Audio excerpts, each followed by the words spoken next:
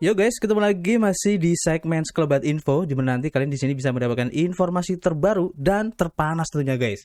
Oke, sebelum kita masuk ke informasinya, kita intermezzo dulu guys. Kita mampir ke coinmarketcap.com dan bisa dilihat di sini guys, market crypto ini sedang turun sekitar 0,45% ya. Pada saat video ini dibuat pukul 13:54 guys, tanggal 1 September 2022. Dan secara keseluruhan ini merah semua guys. Tapi untuk penurunannya ini masih, kalau menurut saya sih normal ya, cuman di 0, sekian persen untuk keseluruhan, jadi masih aman lah ya. Dan kita coba cek untuk di trading view-nya. Kalau kita lihat dari time frame daily, ini memang masih menjadi pertanyaan guys, ini apakah akan naik atau akan lanjut turun lagi. Tapi secara pribadi ini kemungkinan masih turun guys, karena tekanan jualnya ini masih besar dan juga kekhawatiran untuk Mt. Gox ini juga masih menjadi pertanyaan.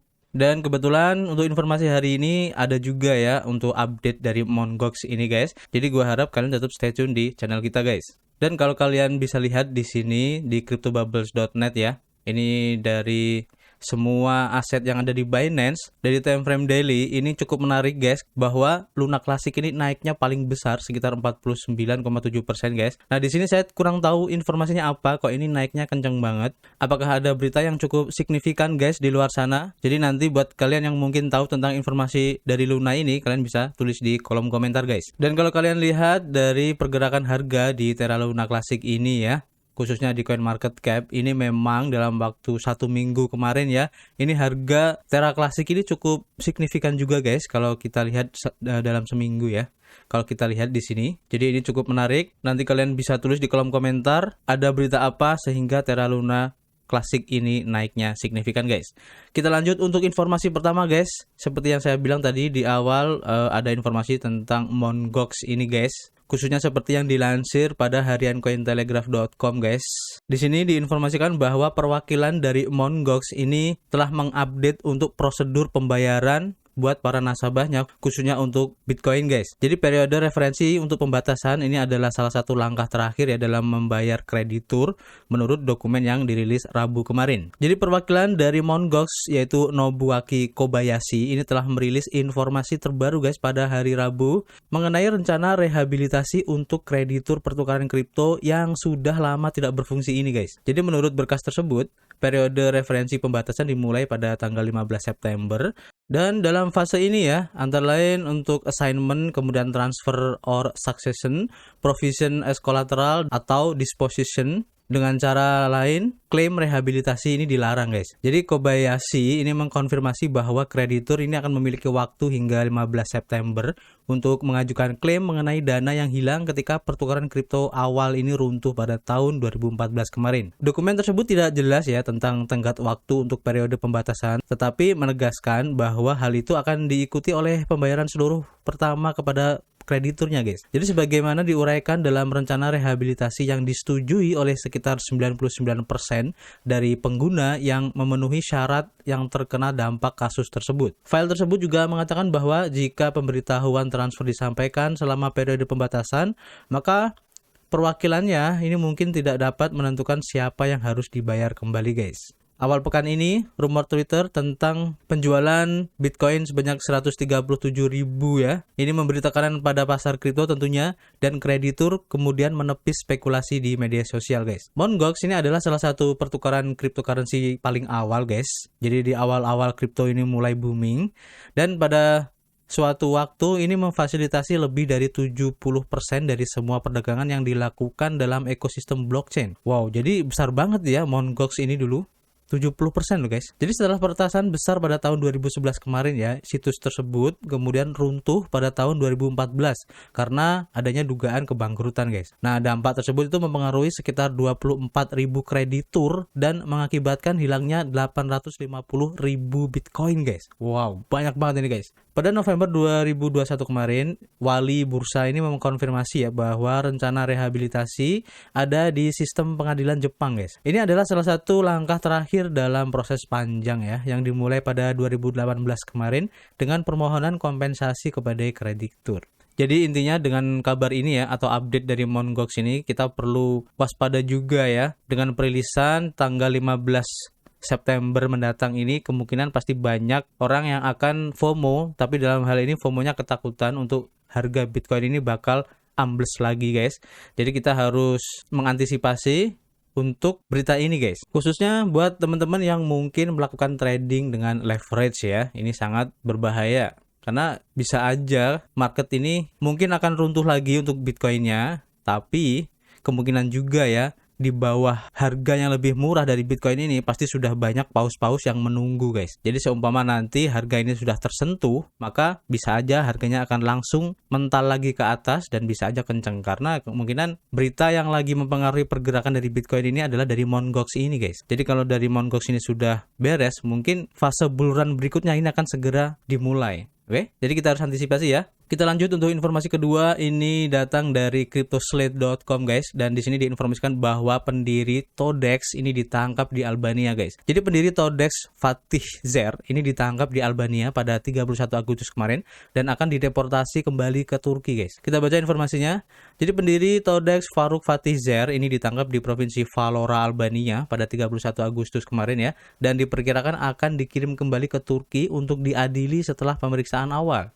Faruk Fatih Zer ini adalah nama dibalik rug pull yang terjadi pada Todex guys, yang terjadi di Turki pada tahun 2021 kemarin. Fatih Zer ini mencuri lebih dari 2 juta US dollar dan Interpol telah memburunya selama 17 bulan dengan red notice atas permintaan dari Turki guys. Kemudian untuk penangkapannya, jadi di sebuah sumber berita utama Turki melaporkan bahwa Fatih Zer ini memberikan identitas palsu kepada polisi Albania ketika mereka muncul di depan pintunya guys.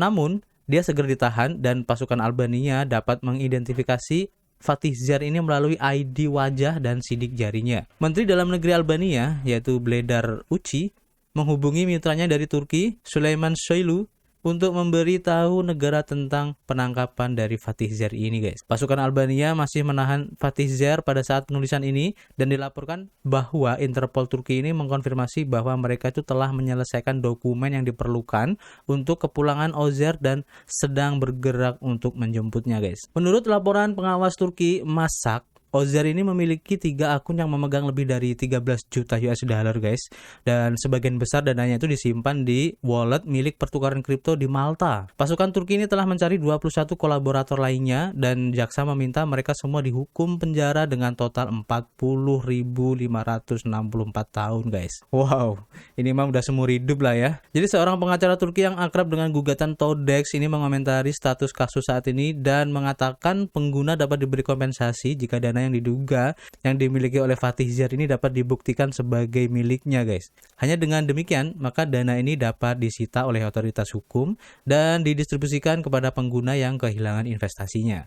Todex ini diluncurkan sebagai bursa lokal di Turki guys pada tahun 2017 kemarin ya, dan berkembang menjadi lebih dari 700.000 pengguna pada tahun 2021 kemarin. Dan ini menjadi bursa lokal Turki pertama yang berkembang secara global guys. Pada April 2001, transaksi penarikan ini tiba-tiba dihentikan guys, dan pihak berwenang dari Todex ini menenangkan para penggunanya dengan mengatakan bahwa penangguhan itu karena situasi sementara di dalam perusahaannya. Katanya seperti itu guys. Kemudian mereka memberitahu pengguna bahwa Todex ini sedang melalui proses penjualan yang diperkirakan akan memakan waktu 5 hari dan mereka itu dapat melanjutkan transaksi mereka setelah selesai katanya. Namun Ozer telah meninggalkan negara itu pada hari ketiga guys dan mengambil lebih dari 2 juta US dollar dalam bentuk kripto bersamanya guys. Nah ini adalah bagian yang bisa kalian lihat ya untuk rug pull yang terjadi pada Todex ini cukup besar banget guys jika dibandingkan dengan kasus-kasus yang lain ya. Seperti ada Squid, ada Uranium Finance, Anubis DAO, dan masih banyak lagi guys. Ini paling besar adalah kasus dari Todex ini. Bagian di atas diambil dari laporan kejahatan kripto ya tahun 2022 dari platform Chain Analysis. Uang sebesar 2,6 juta US dollar yang dicuri hampir 2 kali lipat dari rug pull yang terbesar kedua tahun ini guys. Tingkat keparahan serangan memotivasi regulator Turki untuk menerapkan regulasi kripto yang komprehensif tentunya. Dan negara ini mengambil langkah pertama untuk menciptakan jaring regulasi berskala penuh ya pada April 2021 kemarin dan telah mengerjakannya sejak saat itu guys. Wow, ini juga cukup mengerikan juga ya. Jangan sampai terjadi rug pull untuk exchange ya, ini sangat mengerikan sekali guys. Kalian bayangin kalau seumpama toko kripto dan Indodax atau Binance itu rug pull, di mana orang di balik platform itu kabur gitu ya. Wah, ini bisa menjadi bencana kripto guys. Bisa dibilang ini kripto runtuh lah ya. Ini mengerikan guys. Semoga tidak terjadi lagi. Kita lanjut untuk informasi berikutnya. Datang dari harian bitcoinist.com guys. Dan seperti yang kalian tahu ya, menjelang Ethereum The Merge yang kemungkinan akan dilaksanakan bulan September ini juga ya. Tentu saja ini akan mempengaruhi banyak pihak untuk mengantisipasi The Merge yang akan datang ini guys. Seperti yang diinformasikan, jadi total Ethereum yang dipertaruhkan atau di staking ini lebih dari 2 kali lipat menjelang The Merge Ethereum guys. Dan ini masuk akal sih ya, karena pasti orang itu akan berpikiran positif khususnya untuk harga dari Ethereum itu sendiri. Kita baca informasinya. Jadi untuk staking ETH untuk pertama kali dimulai di jaringan Ethereum itu sekitar 2 tahun lalu guys, ketika perpindahan ke Proof of Stake secara resmi dimulai. Dan sejak itu jumlah Ethereum yang dipertaruhkan atau di staking di jaringan ini telah meningkat guys. Pada tahun 2021, total ETH yang dipertaruhkan di jaringan Ethereum ini telah melampaui 5% dari total pasokan yang beredar. Meski sudah tumbuh begitu banyak, itu tidak seberapa ya jika dibandingkan dengan pertumbuhan yang dialami jaringan pada tahun lalu. Jumlah Ethereum yang dipertaruhkan di jaringan Ethereum ini naik lebih dari 100% guys dari tahun ke tahun, dan staking ini sekarang menyumbang lebih dari 13,4 juta dari semua Ethereum yang ada ya, dan membuat lebih dari 11% dari total pasokannya guys. Pertumbuhan ini terjadi terlepas dari kenyataan ya bahwa mempertaruhkan bisa berisiko, tetapi dengan tim yang bergerak sesuai jadwal itu telah menanamkan minat baru ya pada para usernya. Ada beberapa rumor tentang bagaimana semua Ethereum yang dipertaruhkan atau di staking ini akan dilepas ke pasar. Namun telah diklarifikasi ya bahwa tidak akan ada opsi penarikan yang tersedia dengan penggabungan atau The Merge ini ya, yang dijadwalkan terjadi pada bulan September ini guys. Sebaliknya, akan ada periode antara 6-12 bulan sebelum kemampuan tersebut akan diperkenalkan ya, atau The Merge ini. Tetapi bahkan ini masih belum pasti karena tidak ada batas waktu yang pasti kapan untuk penarikan ini dilaksanakan guys. Dengan meningkatnya minat, hasil dari staking ETH telah turun drastis menjadi sekitar 4% guys, dan diharapkan hasil akan terus turun karena semakin banyak validator yang dibuat. Hasil ini tetap menjadi daya tarik terbesar ya bagi para pemangku kepentingan ya, karena menyediakan sarana untuk mendapatkan Ethereum secara pasif sambil menunggu pasar guys. Validator Ethereum ini mungkin akan naik drastis guys. Jadi saat ini ada ratusan ribu validator yang sudah ada di jaringan Ethereum, tetapi sebagian besar koin ETH ini tetap tidak dipertaruhkan atau tidak di staking guys. Dan ini berarti bahwa masih ada banyak pertumbuhan yang diharapkan dalam hal Ethereum yang akan di staking. Dan laporan Glassnode baru-baru ini menunjukkan hal ini guys, seperti yang bisa kalian lihat di grafik ini. Laporan tersebut menunjukkan bahwa jumlah alamat atau address yang menyimpan lebih dari 32 koin Ethereum telah mencapai rekor tertinggi sepanjang masa guys. Ini penting karena total 32 Ethereum ini diperlukan untuk menjadi validator di jaringan Ethereum dan mendapatkan hadiah atau reward karena membantu mengkonfirmasi transaksi di jaringan. Jadi ini berarti semakin banyak pengguna yang memenuhi syarat untuk menjadi validator. Fakta yang menarik adalah bahwa harga Ethereum ini turun sekitar 51% ya dari tahun ke tahun, tetapi aset digital telah berhasil mempertahankan sebagian besar keuntungan yang diperolehnya setelah pengumuman The Merge. Harga Ethereum saat ini berada di 1.595 US dollar ya, dengan pertumbuhan 24 jam sebesar 0,75% pada saat artikel ini dibuat guys. Selain itu juga ya, ada FOMO dari Cardano ya, khususnya untuk para usernya ya. Jadi Cardano ini tidak mau kalah juga dengan The Merge-nya Ethereum, dan Cardano akan meluncurkan hard fork untuk fasilnya guys. Kita baca dari zcrypto.com ya. Di sini diinformasikan bahwa FOMO hard fork fasil September Cardano ini meningkatkan antusiasme saat harga Cardano di $1. Nah, ini kita baca informasinya. Pendukung Cardano ini mungkin harus menunggu hingga September ya untuk hasil hard forknya, yang sangat dinanti-nantikan ya untuk membuka jalan bagi beberapa masalah ya untuk yang bisa diselesaikan di jaringan Cardano ini guys. Dalam pembaruan terbarunya tentang pemutakhiran, pendiri Cardano yaitu Charles Hoskinson ya, ini menyatakan bahwa semuanya terlihat cukup baik dan menambahkan bahwa tidak ada bug atau masalah besar yang ditemukan. Namun pengembang ini menyarankan bahwa tidak mungkin jaringan untuk melakukan pertukaran kripto yang cukup sebelum Agustus berakhir untuk menyediakan likuiditas yang cukup untuk peningkatan, mengatur nada untuk penundaan lain.